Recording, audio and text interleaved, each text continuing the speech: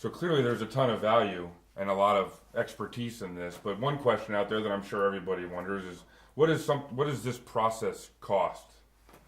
Well, how do you answer that? Because it's a fraction of replacement. But as you understand, the process costs, whether you do a cell this size or a 1600 or 2000 amp cell, about the same. Mm-hmm. You put one catalyst in. That's that's a small portion of it. You're putting, depends on what our program tells us, how much fluid and how much, and there's multiple steps to that. It's not just putting water in. I love it when people go out and just put water in because it's going to fail. It may look better today. Well, and they blew the warranty the minute they took the vent cap off too. Yeah. So. That's one thing. That might be a point.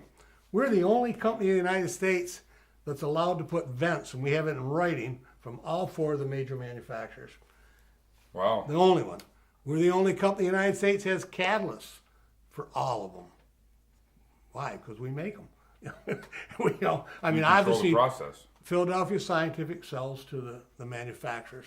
They make, a lot of people may not know it, but GMB has catalysts. You have to order them extra, but they're made by Philadelphia Scientific. Sure.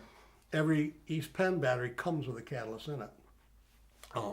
2-volt. I'm talking 2-volt there. Yeah. Yep. That'd be crazy to do monoblock. If other manufacturers want catalysts, and we've done this for one manufacturer, they have a customer that wants a catalyst, they send us a vent, we modify it, mount the catalyst, send it back, and they put it in.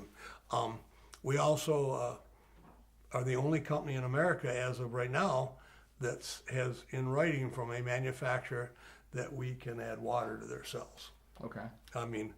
It's just, and it's, and I don't blame the manufacturers for being nervous.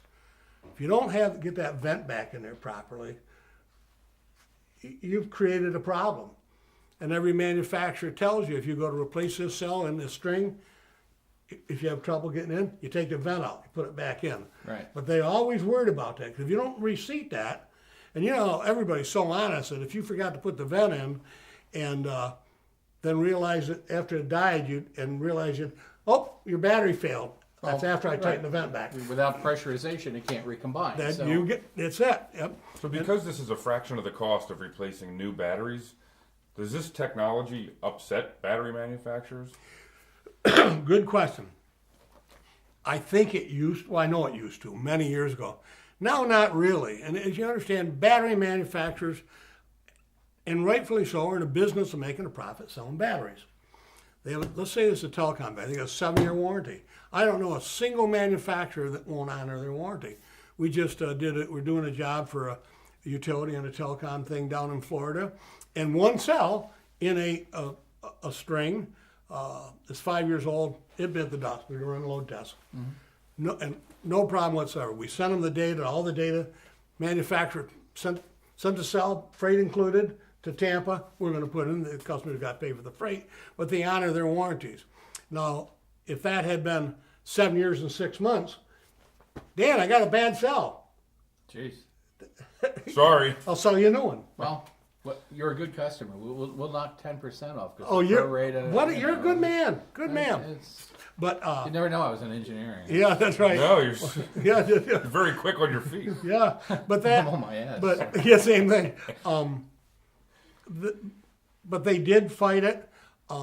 We just recently got our last letter from a manufacturer that used to use catalysts and went away from it when they bought another plant that will allow us to put catalysts in their cells without voiding the warranty. And that's a big thing. People get scared to death of voiding my warranty.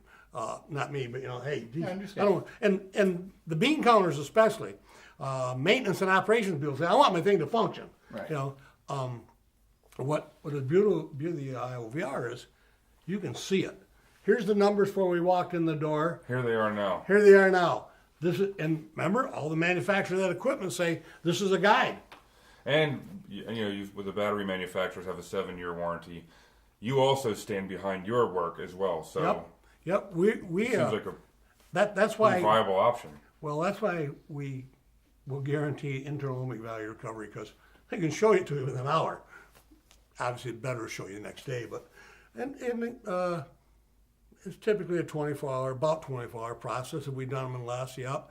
We have found that that charge is even more important than we thought, and we're investigating one more thing we think will make it just a little bit better. Haven't figured it out completely yet. We have found, we're not sure what we found recently. Remember I told you about that one string that didn't recover?